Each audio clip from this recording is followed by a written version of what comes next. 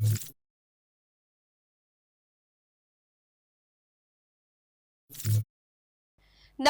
હું છું પ્રિયા અને તમે જોઈ રહ્યા છો જનતા કી જાણકારી ન્યૂઝ। નજર કરીએ આજના સમાચારો। અમરેલી સરદાર @150 યુનિટી માર્ચ સાવરકુંડલામાં દેશભક્તિનો મોજો। સાવરકુંડલામાં સરદાર @150 યુનિટી માર્ચનું ભવ્ય આયોજન। સાવરકુંડલા ગુંજ્યું જય સરદારના નારા સાથે। ભારત વર્ષના લોખંડી પુરુષ અને અખંડ ભારતના શિલ્પી સરદાર વલ્લભભાઈ પટેલની 150મી જન્મજયંતિના પાવન વર્ષની ઉજવણીના ભાગરૂપે આજ રોજ સાવરકુંડલા ખાતે સરદાર @150 યુનિટી માર્ચ એટલે કે એકતા યાત્રાનું ભવ્ય અને ઐતિહાસિક આયોજન કરવામાં આવ્યું હતું। વહીવટીતંત્ર દ્વારા આયોજિત આ પદયાત્રામાં હજારોની સંખ્યામાં નગરજનો, પદાધિકારીઓ અને સંતો મહંતો જોડાયા હતા, જેનાથી સમગ્ર શહેરમાં રાષ્ટ્રભક્તિનો માહોલ છવાઈ ગયો હતો। મહાનુભાવો અને સંતોની વિશેષ ઉપસ્થિતિ। આ યુનિટી માર્ચમાં અમરેલીના લોકપ્રિય સાંસદ શ્રી ભરતભાઈ સુતરિયા, સાવરકુંડલાના ધારાસભ્ય શ્રી મહેશભાઈ કસવાલા અને જિલ્લા ભાજપ પ્રમુખ શ્રી અતુલભાઈ કાણાણી વિશેષ રૂપે ઉપસ્થિત રહ્યા હતા। આ ઉપરાંત વિવિધ ધર્મના સાધુ સંતોએ પણ પદયાત્રામાં જોડાઈને આશીર્વાદ આપ્યા હતા, જેણે યાત્રાને આધ્યાત્મિક અને સામાજિક એકતાનું સ્વરૂપ આપ્યું હતું।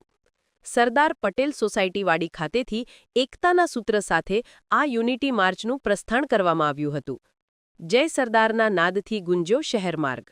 પદયાત્રાનો કાફલો શહેરના મુખ્ય માર્ગો જેવા કે ગોપાલદાસ બાપુની ઝૂંપડી, કોચિંગ પાસે, Sardar Patel society, police station, Jain boarding અને હોમગાર્ડ કચેરી જેવા વિસ્તારોમાંથી પસાર થયો હતો।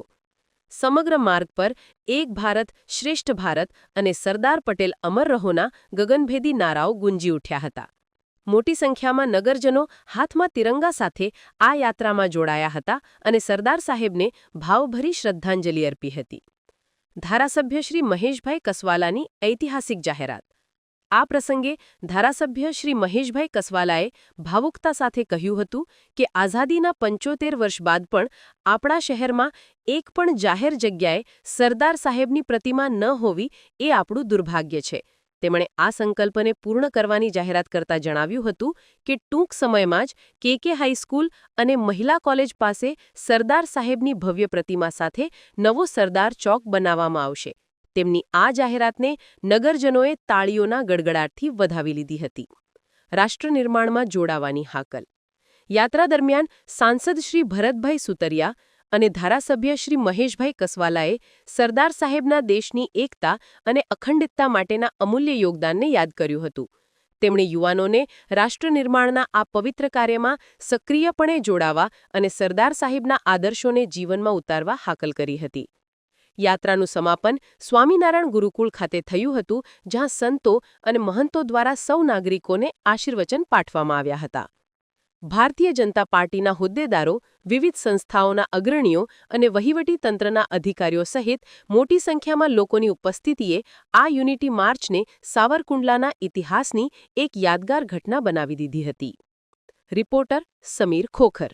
આજે સરદાર પટેલના માનમાં યુનિટી યાત્રા કે પદયાત્રા નીકળી હતી, કોણ હતા નાખી વાત કરી છે। નૂતન ભારતના ઘડવૈયા, ટુકડામાં વહેંચાયેલા દેશને જેમણે આઝાદી પછી એક કર્યો છે એવા સરદાર સાહેબના જન્મને 150 વર્ષ થયા। એમની જન્મ જયંતિના 150 વર્ષ નિમિત્તે દેશભરમાં યુનિટી યાત્રા, યુનિટી માર્ચનું આયોજન થયું। વહીવટી તંત્ર દ્વારા આજે સાવરકુંડલામાં પણ આ આયોજન થયું।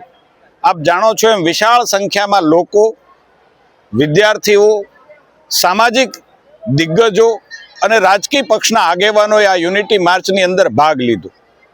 સાવરકુંડલાની અંદર આ યાત્રા આજે ઐતિહાસિક રહી।